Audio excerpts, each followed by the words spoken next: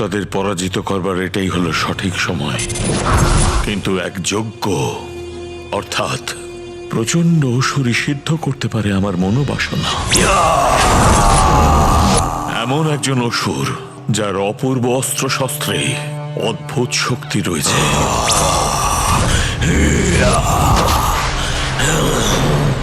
অন্ধকাসুর, অন্ধকাসুর, অন্ধকাসুর।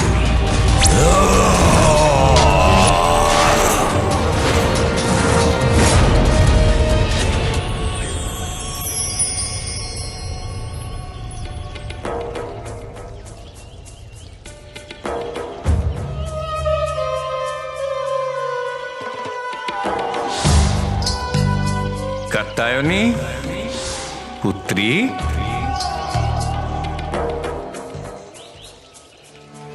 আমি কৈলাসে তো ফিরে যেতে পারবো না, কিন্তু আমার পিতার বাড়িতে তো আমার সম্পূর্ণ অধিকার।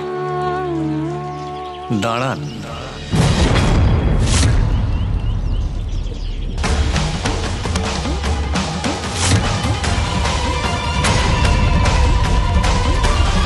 পিতা, এই আশ্রমে আপনার প্রবেশ নিষিদ্ধ। এই আশ্রম এখন আপনার জন্য পর হয়ে গেছে।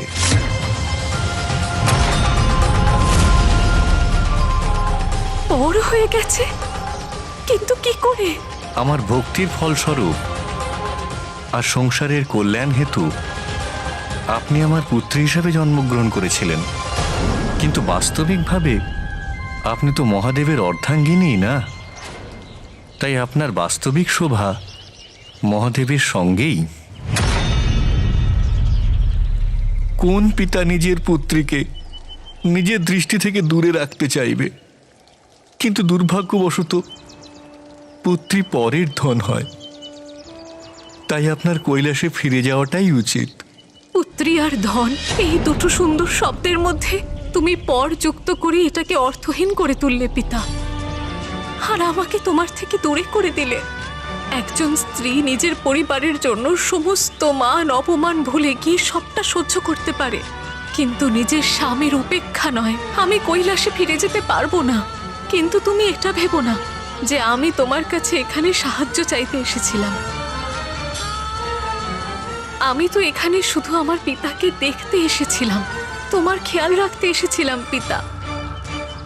আমার দুর্ভাগ্য যে এখানেও আমি আমার পিতার স্নেহ থেকে বঞ্চিত রইলাম। কিন্তু স্ত্রীরা অবলা হয় না, সে কোনো পুরুষের ওপরে নির্ভরশীল হয় না। পিতা, আমি তোমার কাছ থেকে বিদায় নিচ্ছি।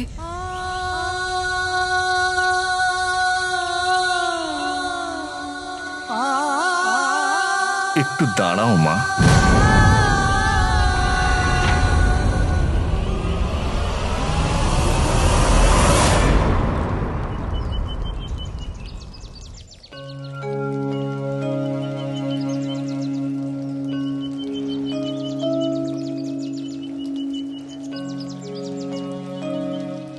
কন্যারূপে আপনাকে পেয়ে আমি ধন্য হয়েছিলাম, কিন্তু আপনি মহাশক্তি সে সম্বন্ধে আমি জ্ঞাত। আপনার আর মহাদেবের মধ্যে যা ঘটছে সে সবই আপনার লীলা। আপনার ভক্ত আর পিতা হওয়ার দরুন আপনি এই উপহার গ্রহণ করুন। যেখানে রুদ্রাক্ষ ছিঁড়ে যাবে আর কমণ্ডলুর জল উছলে বাইরে পড়বে, সেখানেই মহাদেবের পার্থিব লিঙ্গ স্থাপন করে পূজা শুরু করে দেবেন।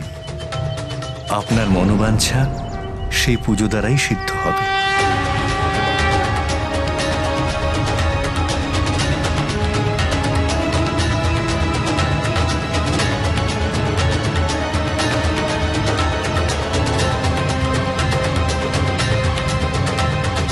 একজন কন্যারূপে আপনি সত্যিই আমাকে সুখস্মৃতি দিয়েছেন, কিন্তু একটা সুখ থেকে আমাকে বঞ্চিত করেছেন।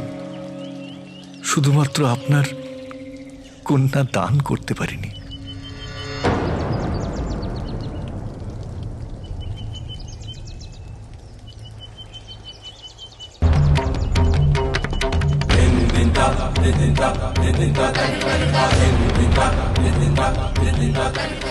পিতা, আপনি কন্যাদানের সুখ অবশ্যই প্রাপ্ত করবেন।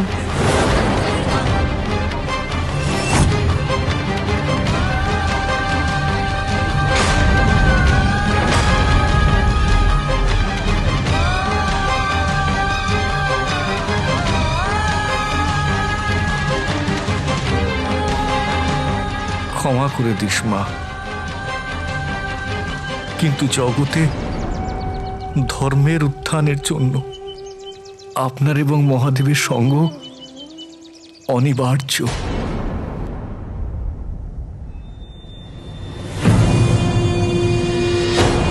আমার সামনে তো এখানে একটা বিশাল কূপ রয়েছে দেখছি। অন্ধকাসুর এখানেই আছে।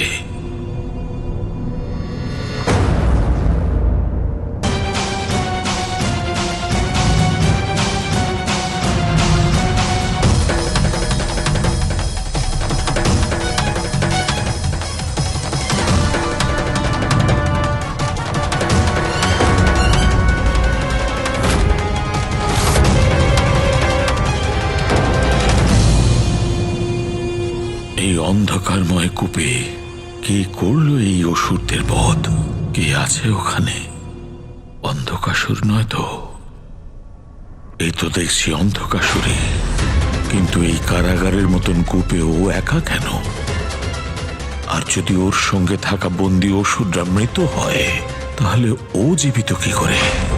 আমাকে আমার অন্তর্দৃষ্টি দিয়ে জানতে হবে যেখানে ঠিক কি হয়েছে।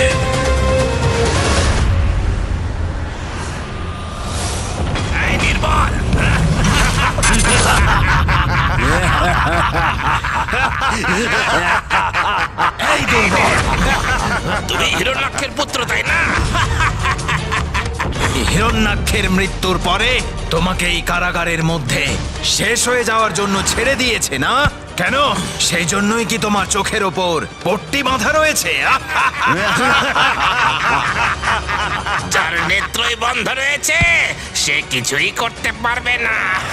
মারো ওকে, ও যে অন্ধ অসুর, কোনো কাজের নয় ও। আরে অসহায় অসুর, এখানে তুমি কি করে সুরক্ষিত থাকবে? এখানে যে সবচেয়ে বেশি শক্তিশালী সেই বেঁচে থাকে। আরে নিজেকে অসুর বলো, তুমি কি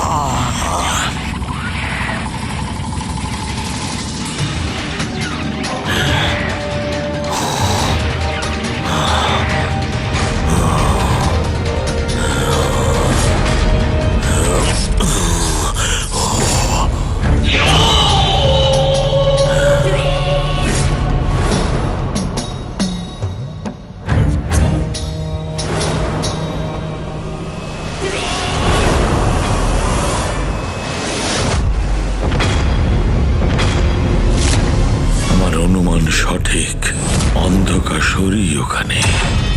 এই হলো সেই সুপাত্র অসুর যার প্রতীক্ষায় ছিলাম।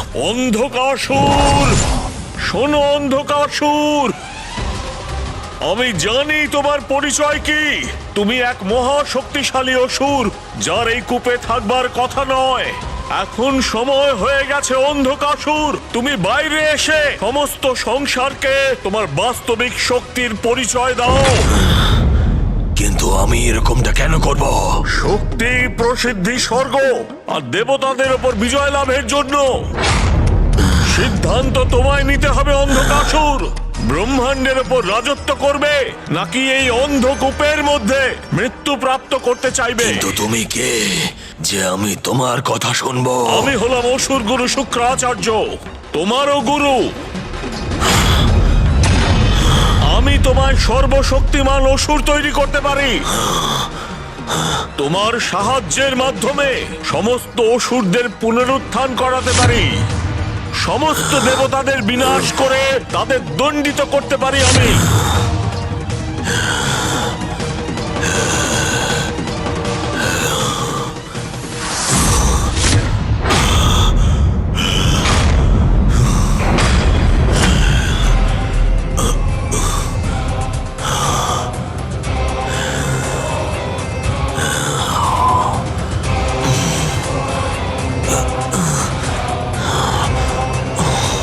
সত্যি অদ্ভুতের শক্তি।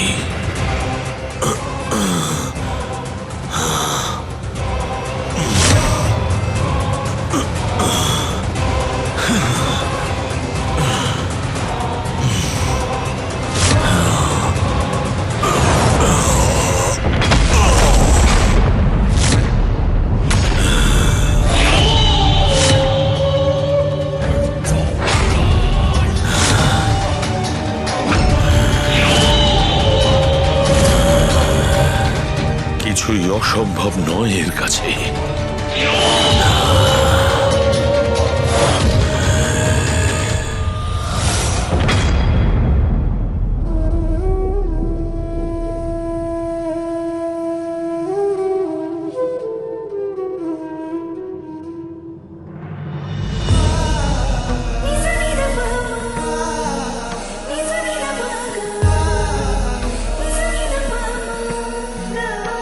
পিতা,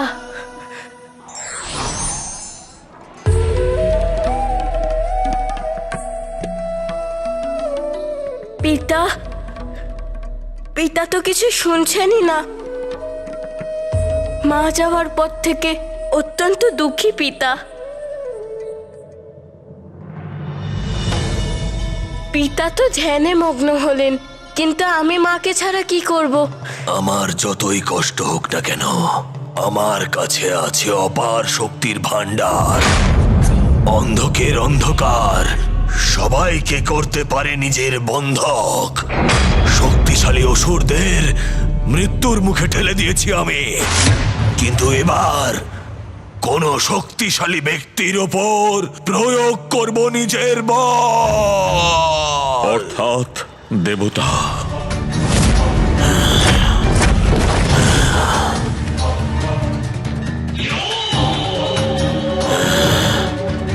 দেবতা নয়, আপনি।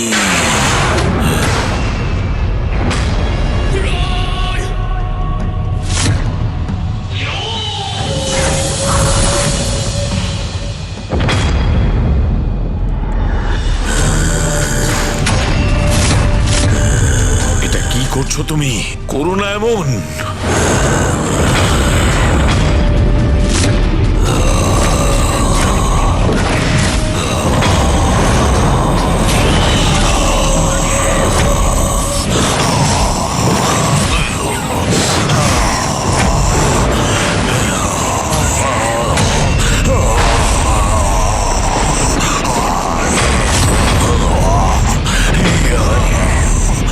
করো না, এমন করো না।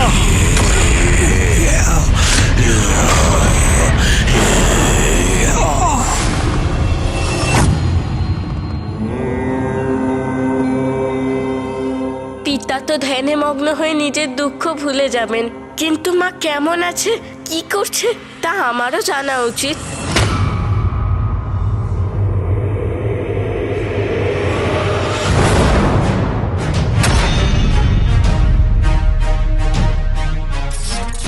এমন অন্ধকার, এমন ভয়ানক অন্ধকার তো আমি তখনই দেখেছিলাম যখন আমি পরশুরাম মশাইয়ের সঙ্গে গোলকে গেছিলাম।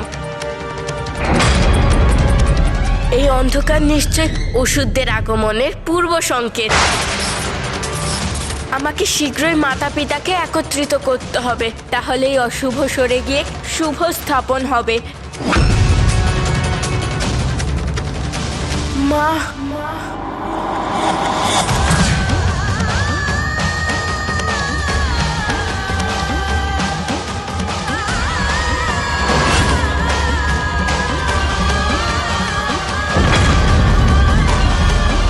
আমার মাকে এখানে আনতেই হবে। Welcome to Bitten world. How may I assist you? নতুন ফ্ল্যাটের জন্য একটা স্ট্যান্ড ফ্যান আর কুলার নেব। এই পচা গরম থেকে একটু স্বস্তি চাই। বাজার চলতে সব ব্র্যান্ড আর ভরসাযোগ্য নয়। তার জন্য তো আমাদের ফ্যান আছে, all purpose bullet table fan, ceiling fan. আমাদের সিলিং ফ্যান কিন্তু 30 মাসের ওয়ারেন্টি সহ পাওয়া যায়। আছে ফারাটা 2 বছরের ওয়ারেন্টি, 17 থেকে 20 মিটার এয়ার ফ্লো, মধ্যবিত্তের সাধ্যের মধ্যে একমাত্র ভরসাযোগ্য ব্র্যান্ড বিটেন। আমাদের কুলারের কিন্তু অনেক range, 45 litres, 50 litres, 70 litres, 90 litres, 110 litres. Honeycomb সহযোগে বিটেনের সব কুলারের ওয়ারেন্টি 1 বছর। চেনা হাওয়ায় অচেনা অনুভূতির জন্য একমাত্র আদর্শ বিটেন। গরমে স্বস্তি পেতে বিটেনের ফ্যান হোক বা কুলার, আজই আনুন বাড়িতে। Beaten, digitally years. কেন এমন মূর্খামি করছো? তোমায় সাহায্য করতে এসেছি আমি, আর তুমি থামো, থামো। নয়তো ওই অন্ধকার অন্ধকূপ কারাগারে বন্দী হয়ে থাকবে তুমি।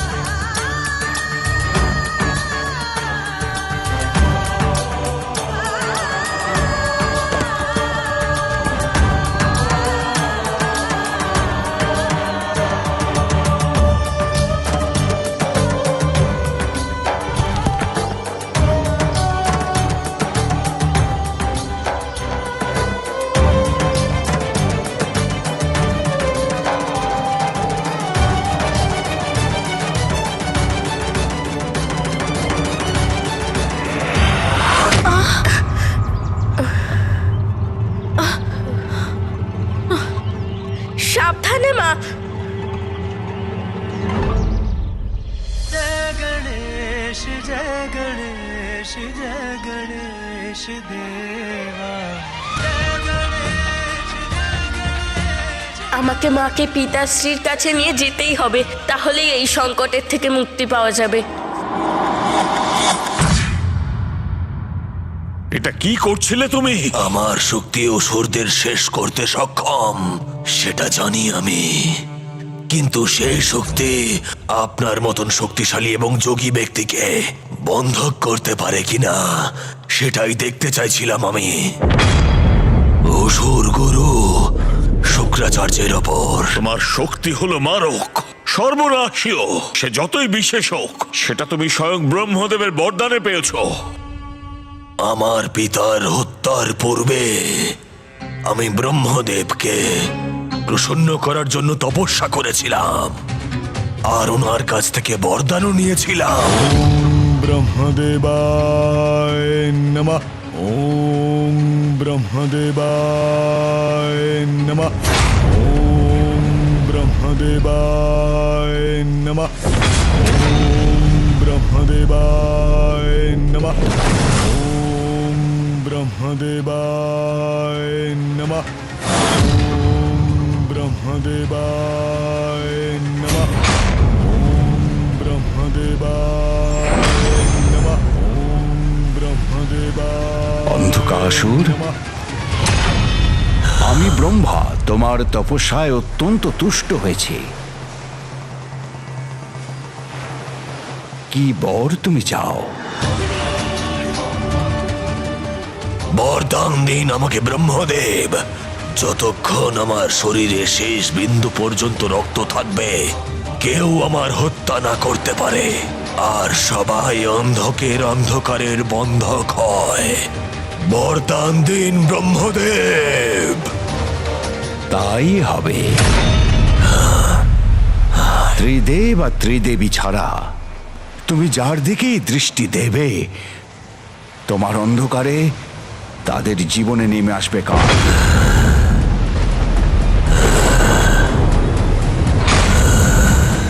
ব্রহ্মদেবের বরদান পেয়ে শক্তিশালী তো হয়ে গেছিলাম আমি, কিন্তু আমার মার্গদর্শক হিসেবে কেউ ছিল না। পিতার মৃত্যুর পরে আমাকে এই অন্ধকার কূপের মধ্যে ফেলে দেওয়া হয়, কিন্তু এই সম্পূর্ণ সময় ধৈর্য হারাইনি আমি। প্রতীক্ষা করেছি আমি উচিত সময়ের, একজন যোগ্য গুরুকে পাওয়ার, যে আমাকে আমার জীবনের উদ্দেশ্যের সঙ্গে অবগত করাবে। শক্তি, বুদ্ধি আর ধৈর্য, এই তিনটি পরম যোদ্ধার গুণ, এটাই দেখতে চাইছিলাম আমি। সময় এসে গেছে তোমার অসুরদের অধিনায়ক হবার, দেবতাদের দ্বারা অসুরদের অপমান করবার প্রতিশোধ নাও, ধর্মের বিরোধ করে অধর্মের সঞ্চার করবার এটাই হলো সঠিক সময়। কারণ শিব এবং শক্তি একে অন্যের থেকে বিচ্ছিন্ন হয়েছে, যে কারণে দেবতাগণ আজ শক্তিহীন। সেই কারণে তাদের পরাজিত করা অত্যন্ত সহজ হবে আমাদের পক্ষে।